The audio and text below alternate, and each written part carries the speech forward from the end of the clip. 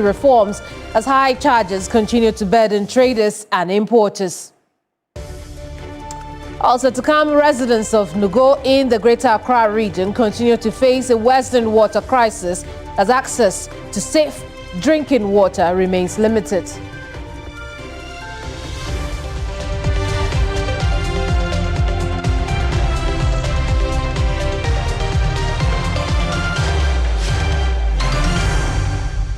I am Kemeni Amano with News Central. The details right now.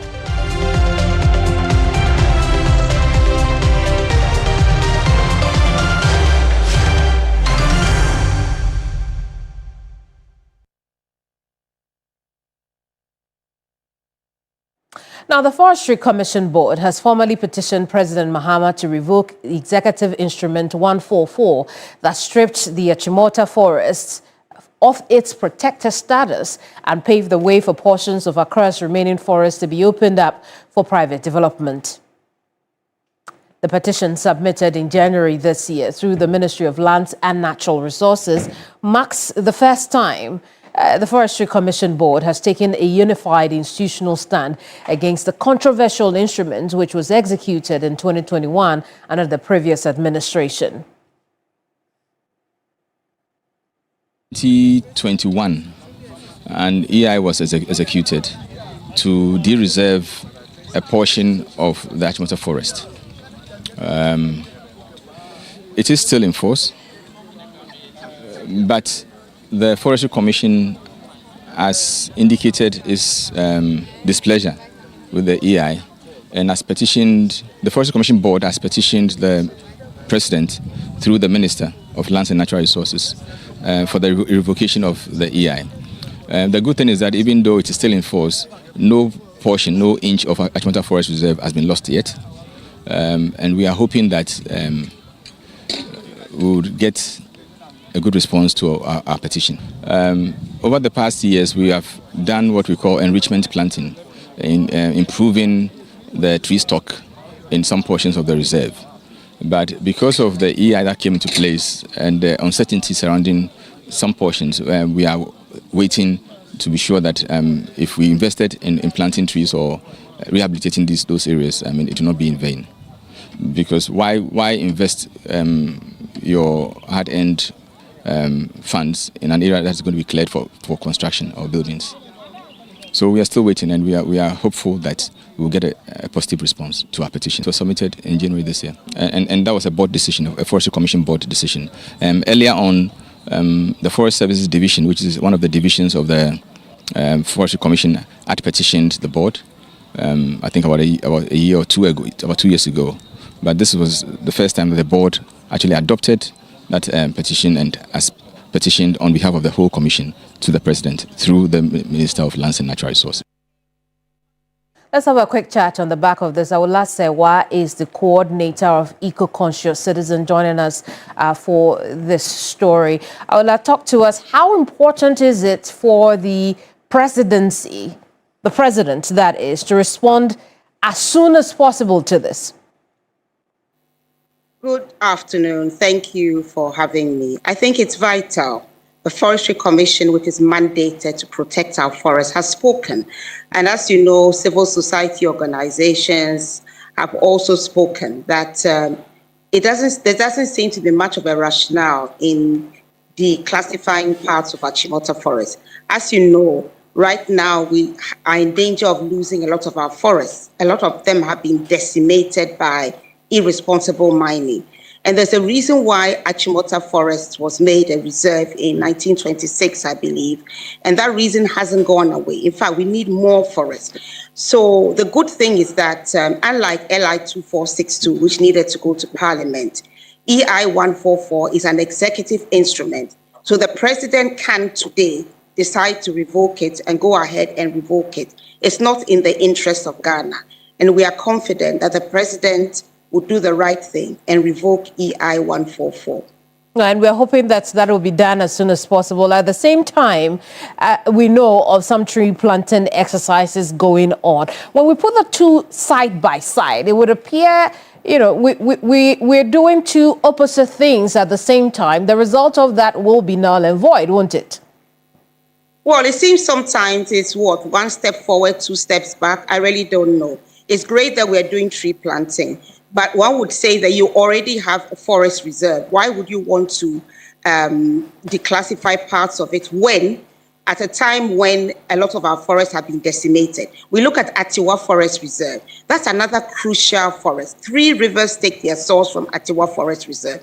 And as at now, we are still asking for Atiwa Forest Reserve to be declared a national park so that there's no mining of bauxite or anything on that forest reserve, which has endangered species and where 3 rivers take their source. You see, we say one thing, but in practice, we're doing something else. So as tomorrow is World Forest Day, International Day of Forest, we think it's a good time to revoke EI 144 and to also declare Atiwa Forest Reserve a national park so that we know that it's to preserve the forest in its entirety and no mining whatsoever should take place there. And when it comes to Achimota Forest, no construction. It should be kept as a green dome. We shouldn't be taking 1 step forward and then 2 steps back. Let's take the opportunity to check the pulse of the nation on its fight against illegal mining. We know that this government has launched a variation of the community mining program. We know they are registering small and formalizing small-scale miners as well. You have said that this new model is not the solution to the problem we face. Talk to us about that. You see, it's not about new models. You know, you can call something community mining, as in the past administration. You can call it cooperative mining. Call it what you want to call it. The important thing is that what is actually taking place. You see, mining is a very, very expensive business. That's why the illegal miners, dig somewhere, there's no gold there, dig somewhere else and proceed. Now, even if you decide that, look, we're going to support them, we're going to give them some of the tools they need, you need to be there to ensure that the right thing is being done. It's not because you have put them under an umbrella, called it cooperative mining, and then by magic, everything is going to go well. If there's not going to be compliance, you're not going to ensure that there's compliance with the rules and regulations, we're going to have the same situation as we've had with community mining. So we are saying, take a step backwards, pause, look at the small-scale mining companies we already have in place. Have you been to check all of them to ensure that they are mining where they are supposed to be mining? They have met all the conditions they are supposed to meet, or do we just issue licenses and then go to sleep? My belief right now, and it's not just my belief, what a lot of civil society organizations realize is that we don't have the capacity to be monitoring and to ensure that the right thing is being done. So we issue licenses like confetti, and then the companies do as they please. Some may do the right thing, some might not do the right thing, but we're not there to check. And so what we are saying is that take a step, pause and ask yourself, what is the best interest of Ghana? Just to be issuing licenses, call it cooperative mining, say that we've done this, we've done that, when you know that you do not have the capacity to monitor. Is it not important we know who are mining in the small-scale industry, in the community, at the community level? Is it not better we know and formalize their operation so that we can correct their wrongs? You see, of course, it is good to know who is there, but the point being made is that is not the end of it. For example, we had Akonta Mining, using it as an example. Did we not know that Akonta Mining was there? When Akonta Mining was allegedly breaching the terms of their contract, what was done about it? What was done about it? Isn't it now that a case is in court? So the point we are making is that yes, we know A, B, C, D, E, F, G, H are involved in small-scale mining. How does that help us if we are not going to make sure that they do the right thing and then we have the capacity to be monitoring and ensuring compliance? Well, what is the purpose? We do not know. So what we are saying is that call it what you like. Call it community mining, call it cooperative mining, call it whatever you want to. The important thing is that whoever is engaged in mining, are we able to ensure that they are doing the right thing, or are they going to be poisoning our waters and decimating our forest reserves? If you give somebody a driving license, yes, we know that we're giving the driving license to A, but we don't monitor. The person is going through red light. The person is driving whilst intoxicated. The person is driving on But you say you've given them a license and therefore that is it. No, giving them a license is only one step. You have to ensure that you have the means to ensure that there's compliance. Very well, Aula. That's all the time we have for this story, but I appreciate your time with us. Aula Sewa Thank you for having me. Absolutely. She's coordinator for eco-conscious citizens. I want to take you to Nugo, where residents there continue to face a worsening water crisis as access to safe drinking water remains limited. A local lagoon, once considered a temporary alternative, has now become the primary source of water for many households. Despite concerns about contamination and health risks, residents, especially those unable to afford treated or sachet water, depend heavily on the lagoon for daily use, including for drinking and cooking purposes. Now, community members say the high cost of potable water has left them with very few options.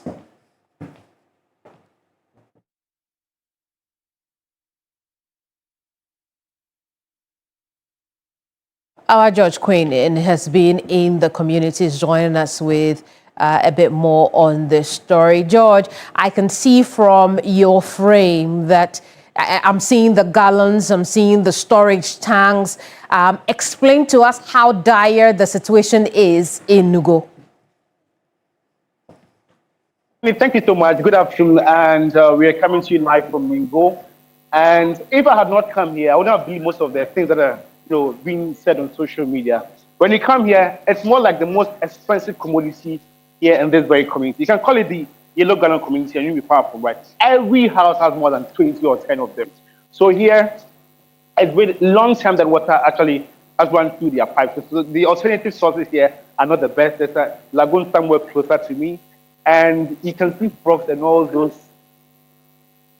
tadpoles inside, but that's what they drink and then use for cooking. And water here, I know a gallon is sold for 5 cedis.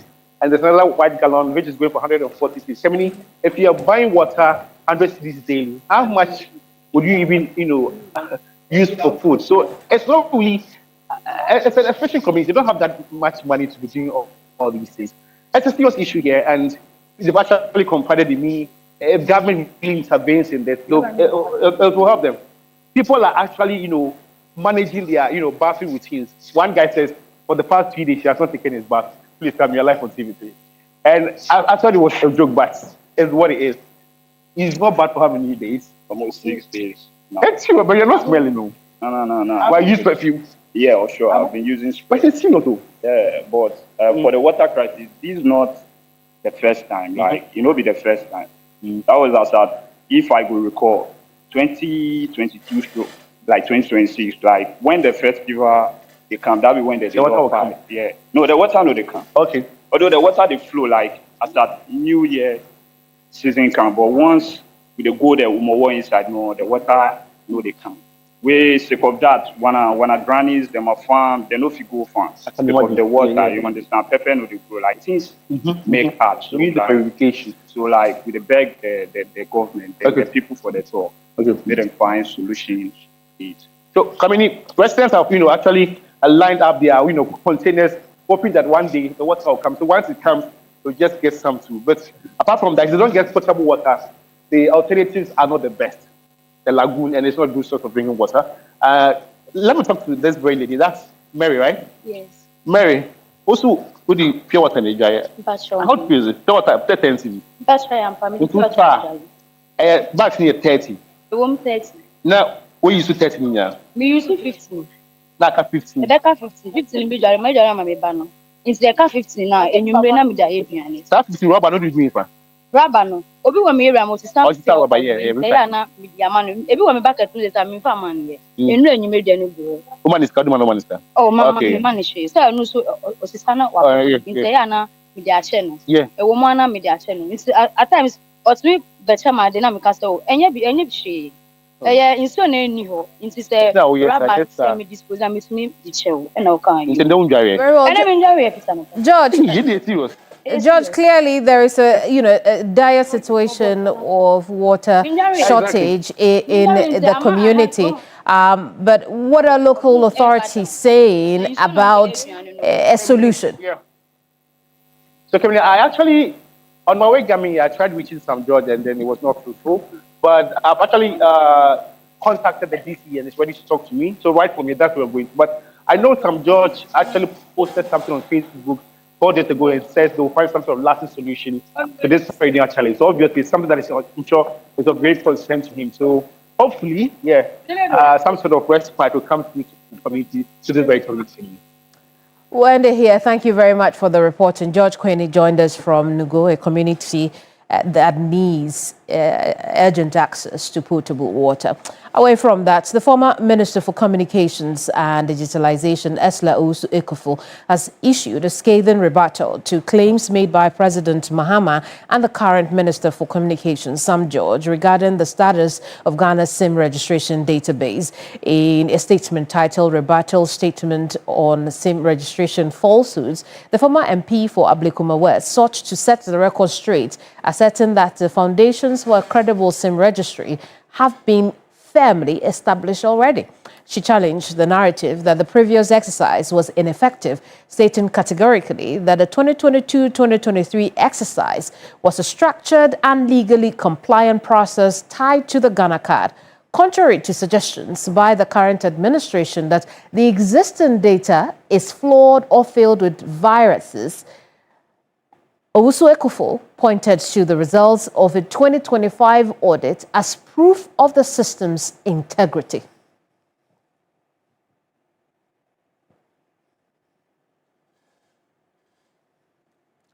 For more on that story in later broadcasts. Right now, however, the government of Ghana, through the Ministry of Trade, Agribusiness and Industry, has announced plans to engage authorities in Burkina Faso over the country's decision to suspend the export of fresh tomatoes, a move expected to impact tomato supply on the Ghanaian market.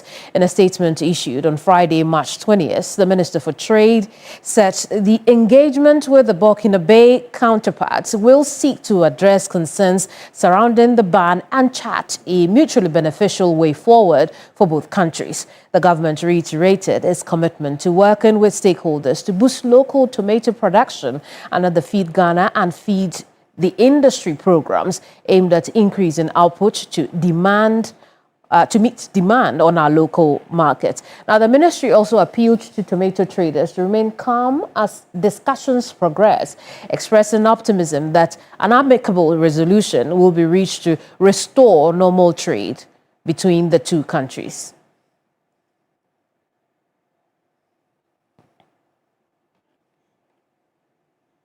Well, a bit more on trading activities.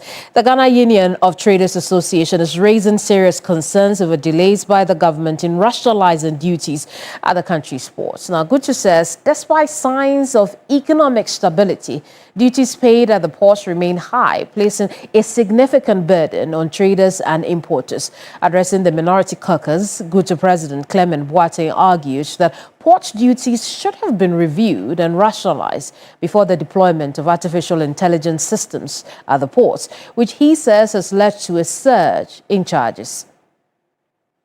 Duty rationalization.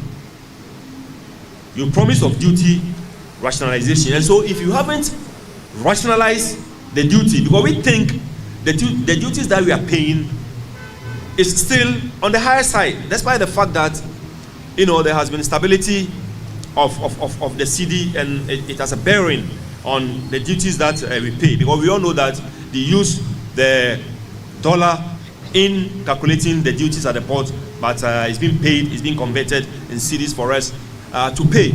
So irrespective of the fact that there has been stability, and so therefore frequent changes of the rate at every week at the port, there has been some stability in it. We still think the duties that we are paying is still on the higher side, and so therefore if you want to deploy anything to get the actual data, to check misclassification and to check under invoicing and make sure you get the desired revenue, you must also rationalize the duties and let us also have the true value of the duties that we are paying before you come in with this AI. But rationalization hasn't been done, and then this AI is being introduced. And the reports that I'm receiving from my members is that they are now paying, a very huge duties since twice of what they used to pay, because values of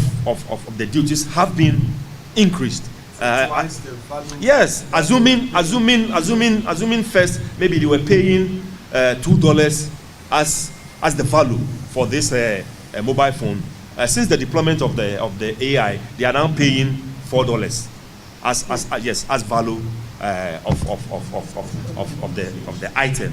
So since the deployment, duties have gone up, and my members are really complaining about that. Now, Minority Leader Alexander Penyumakin has urged the Ghana Union of Traders Association of the NPP's commitment to improving its performance if given another opportunity to govern this country. He noted that the party has reflected on its time in office and is determined to implement better policies to address the concerns of businesses and the broader Ghanaian public. Government before. Governance does not mean you should just obstruct them, but be constructive and engage and prove to the people that you are an alternative government. You are ready when given the chance to make it better. So it's a reason why on the instructions of our flag bearer, we are here. So don't be worried at all. Of course, we made mistakes, but if you look at even the concerns that were raised by VIP and Mr. President on the assurances by the President that you would be giving some capital support. You realize that it was around that time, 2022, that the financial crisis hit us so bad. And the country is about to go for a bailout. This issue about DDP, sometimes they can make a political statement, sweeping statement, and say that we mismanaged the economy. I'm not here to say that we didn't make mistakes. That would be too much on the roof. No. Obviously, in any government setup, there will be some mistakes. But largely, look at the way the economy was going, 17, 18, 19, then COVID struck. Now, nobody has asked this important question. That whole period, for almost 2 years, that businesses ceased, that trade had to stop, that government had to feed the poor, government had to pay public sector workers, government had to still put in place the institutional pillars to sustain the economy. Free SHS did not come to an end because of COVID. Student fees had to be paid. Students had to be fed in school. All the various policies that had been implemented prior to COVID had to still be implemented. So we did not lose our guards. However, the post-COVID, the challenges became obvious. At least we kept the lights on. So much as we concede on some of the challenges, that of course has reduced us to a mighty minority. We believe that having taken a cue, we can bounce back, and we are very optimistic. So it is true that some mistakes in the past, but don't give up hope on us. We will do the do for you. We will not just be talking. And let's continue the engagement, have a framework to be meeting regularly, and test us. I'm sure you will not regret. Outside the capital city, the Ashanti North Regional Police Command has arrested 12 members of a notorious highway robbery syndicate believed to be behind a string of violent robberies across parts of the region and, in fact, in other regions. Here's a report by Benjamin Bedu. Briefing the media on Thursday at Asante Mampong, the regional commander, ACP Felix Zapedo, said the arrest followed sustained intelligence-led investigation gathering and surveillance conducted over a period of about 2 months. During the operation, the police retrieved 3 locally manufactured shotguns, 1 locally made pistol, 9 live BB cartridges and 4 cutlasses. Other seized items included 1 sword, 2 knives, 41 mobile phones, 7 mobile phone covers, and 1 fertilizer bag used to conceal the weapons. He called on the public to support the police with credible information to arrest armed robbers in the area.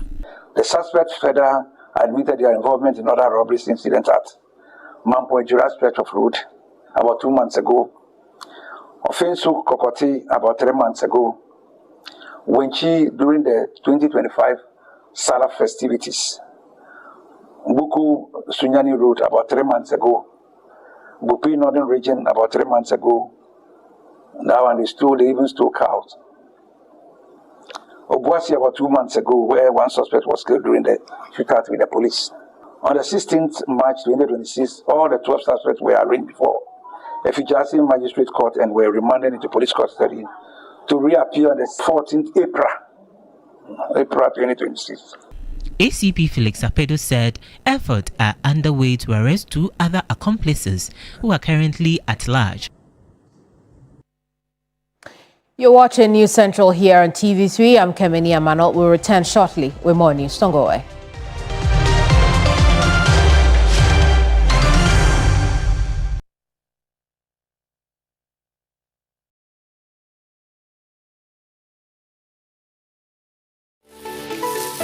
Why are more and more professionals choosing Flamingo Paint? As an interior decorator, I aim for that beautiful, elegant look. Flamingo Paint has great hiding ability to cover and transform almost easily with just one coat. Impressive. For me, as a professional painter,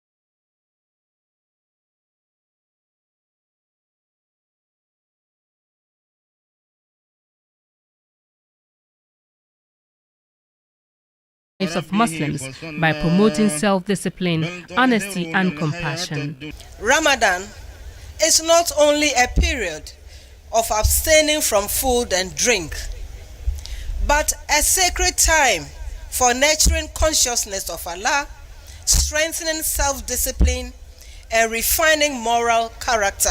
This is a spiritual journey that encourages us to abstain from dishonesty, injustice, social vices such as gossip. Touching on global concerns, she urged citizens to remain mindful of the challenges facing the world and to commit to praying for peace and fostering mutual understanding. Let us remember the urgent challenges facing our world. These issues call for a renewed global effort to pray for peace, stability, and prosperity.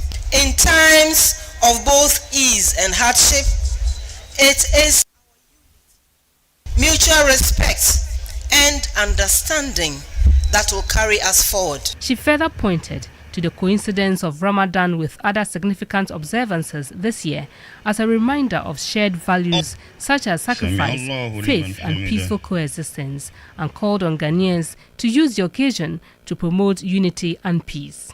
Former Minister for Finance Dr. Mohammed Amin Adam, on behalf of the NPP flag bearer Dr. Mahamadou Bawumia, wished Muslims well in the celebrations.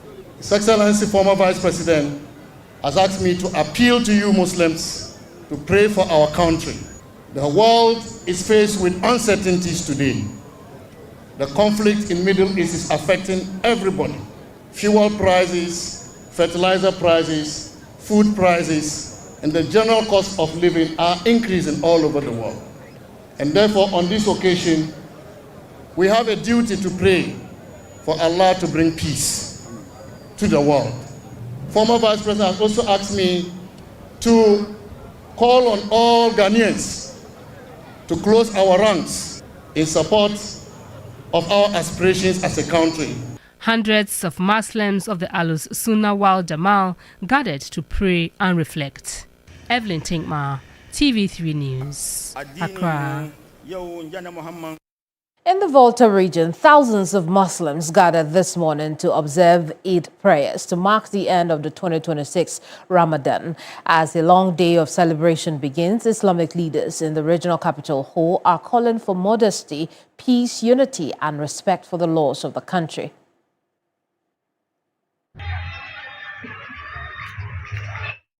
Let's connect now with Faisal Abdul Idris, who himself had iftar yesterday. Faisal, Eid Mubarak to you, first of all. I continue to pray that this country prosper. Well, it would appear Faisal did not hear me, but Faisal, if you are there, I'm saying Eid Mubarak. Thank you. May the country Ghana prosper. And once the country prospers, we all prosper. Absolutely. I hope you had a very hearty iftar yesterday. But let's look at the community at large in the Volta region celebrating Eid today. What has been the core of the messages from the leaders? Yeah, it's been a month-long period of deep reflection, renewal of faith and abstinence, not only from food, but also from everything that is considered immoral as far as Islam is concerned. This morning at the police depot, where a large number of the Muslim community gathered to observe the Eid prayers, the Imam, Al-Haji Ali. Oh, seems we lost Eid again. Let's take a listen to Al-Haji Muniru Ali and Al-Haji Alpha Anas Hamidu, clerics in the Muslim community. Allah give us peace, unity, and tranquility. Our message to the authorities, we beg them. The central mosque was closed. We were told it will be closed for 2 weeks. Now we are in 3 months. All the Ramadan, we pray in rainfall, sunshine, and stones. We undertook this activity for 29, some people 30 days. After the end of the fasting, the fasting must reflect in the rest of your life. During the fasting, whatever Allah prevents, after the fasting, the same is also prevented. So, I mean, we must inculcate all that we learn during the fasting so that we must reflect in our life. We are advising the youth, especially the Muslim youth. Today is a day of celebration. It's not a day that it should be lawlessness. Well, I'm afraid we'd have to end the conversation with Faisal Ash this time, but we'll head to the Bono East region, where Belinda Tete is at this time, also monitoring aid in the Jako Senior High School in Techiman. Belinda, what can you report from there? The atmosphere is full of celebration, merrymaking, and currently, in the morning, I was at the Jako Senior High School to monitor the prayers, and the proceedings went well.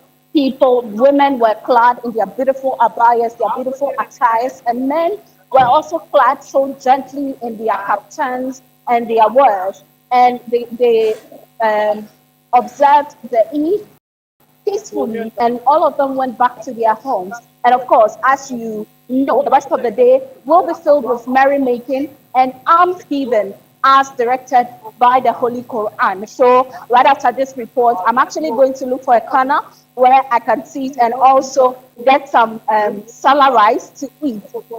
Kimani. Belinda, why are you so emphatic on the food? Why is the food so interesting?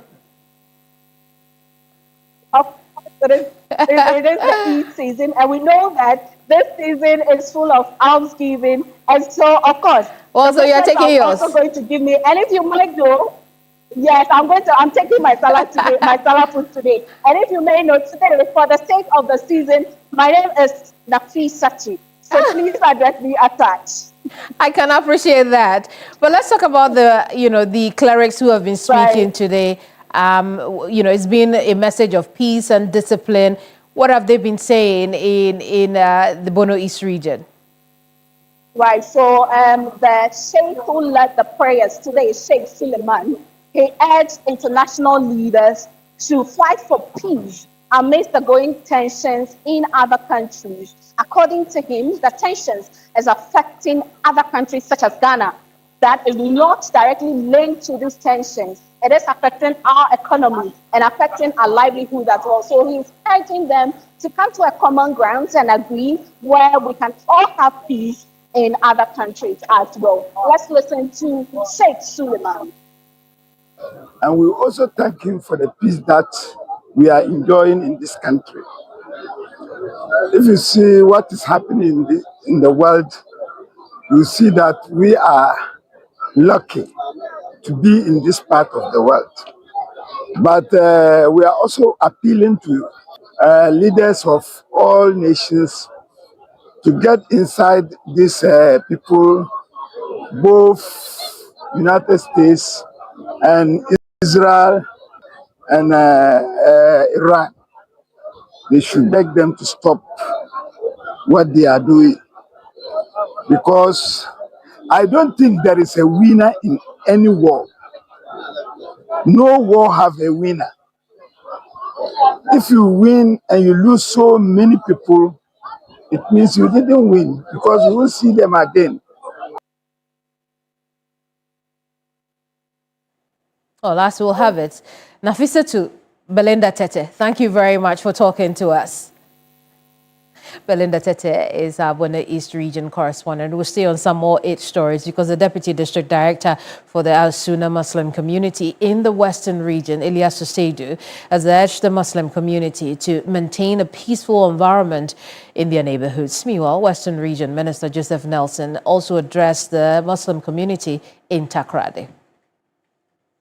Ghana, my yene ensamrane enone asomudwe my Ghana.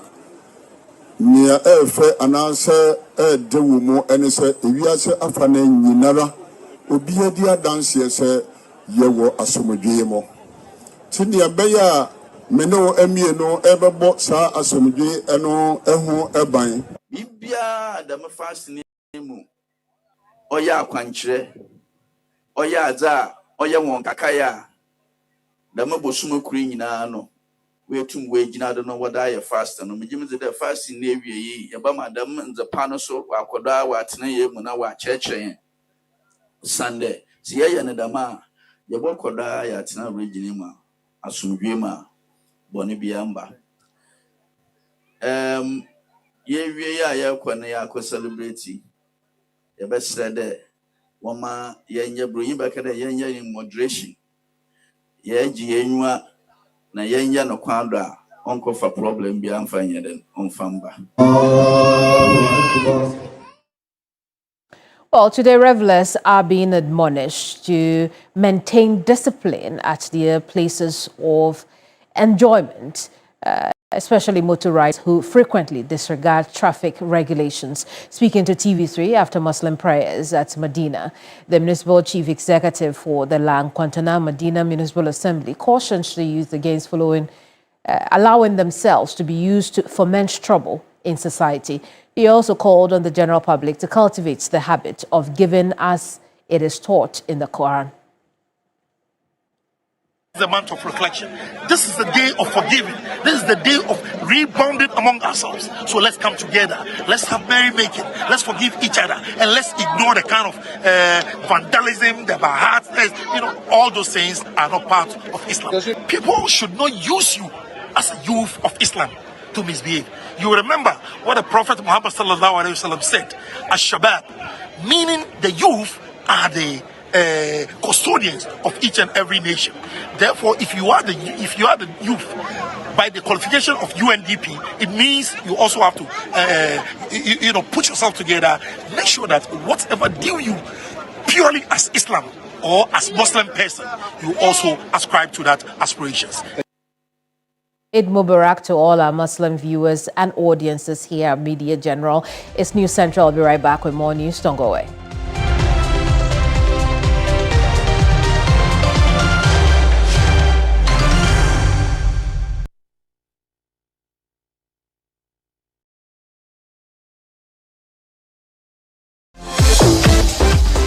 The Talented Kids competition is getting more exciting with 12 contestants.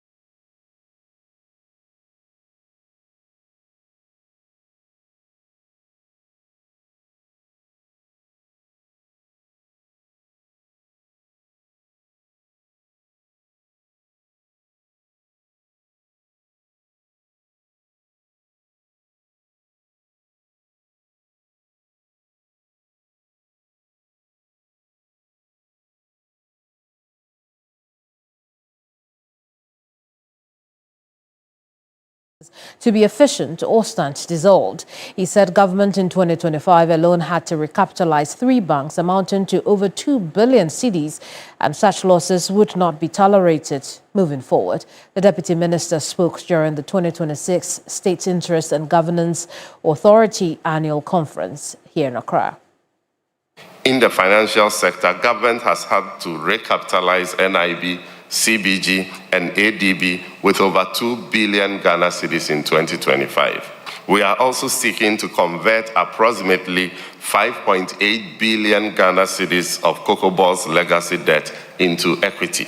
These are not just sector challenges, they are fiscal risks, they are growth constraints. This is the scale of the fiscal risks posed by the SOE sector. Every inefficiency in an SOE is a tax on the Ghanaian people. Support from the state must be matched by responsibility to the state. Going forward, our message is simple: deliver or be dissolved. Now, a leading African Aid for Trade organization is warning that the full benefits of the African Continental Free Trade Area may not be realized unless women and young entrepreneurs are fully integrated into the trading ecosystem. The agreement aims to create a single market to boost trade, investment, and economic integration across the continent. The organization says while the AfCFTA presents a historic opportunity to transform Africa's trade landscape, the exclusion of key groups could limit its overall impact. It notes that empowering women and young people to actively participate in cross-border trade is critical to achieving inclusive economic growth under the agreement. Speaking at a multi-stakeholder engagement organized by the Ghana Chamber of Commerce and Industry, Director for the West Africa and AfCFTA at Trademark Africa, Hiret Gayi, said the forum provides a platform for stakeholders to identify practical solutions to accelerate women's economic empowerment across the continent. We foresee that while the African Continental Free Trade Area presents an opportunity to reshape Africa's trade landscape, if women and young entrepreneurs are not fully integrated into the trading environment, the promise of AfCFTA will remain a dream. Today's multi-stakeholder engagement is serving as the platform we need to identify practical solutions to accelerate women's economic empowerment. First Vice President of the Ghana National Chamber of Commerce and Industry, Emilia Isiakwa, also stressed the need to better equip women to enable them contribute fully to the country's economic growth. Empowering women economically is not simply about fairness. It is about unlocking the full productive potential of our economy. When women are empowered, businesses grow, families prosper, and communities become resilient. As the chamber representing the private sector, GNCCI remains committed to championing policies and programs that support women-owned enterprises and promote inclusive economic development. Now, producer price inflation in Ghana eased slightly in February 2026, signaling slower growth in ex-factory prices, even as cost pressures persisted in key sectors like mining. According to data from the Ghana Statistical Service, the year-on-year producer price inflation for all goods and services stood at 1.4% in February of this year. This means that on average, the prices producers received for goods and services increased by 1.4% compared to the same period last year. The figure represents a slight decline of 0.2 percentage points from the January 2026 rate, indicating a modest easing in producer price pressures. The mining and quarrying sector, which carries the largest weight in the index at 43.7%, recorded an increase in inflation from 3.7% in January to 4.1% in February. In contrast, the manufacturing sector, accounting for 35% of the index, saw deeper deflation. Inflation dropped further from negative 2.3% in January to negative 2.9% in February. Similarly, prices in the transport and storage subsector continued to decline, falling from negative 6.9% to negative 8.6% over the same period. The Ghana Statistical Service is advising consumers to shift spending towards goods and services with more stable prices to protect their purchasing power. Meanwhile, government has been urged to closely monitor price trends to prevent a potential rebound in inflation. Well, that'll be all for this holiday edition of News Central. We're back on Monday with another edition. I'm Kamini Amana. I will see you at 10 p.m. for Ghana Tonight. Bye-bye for now.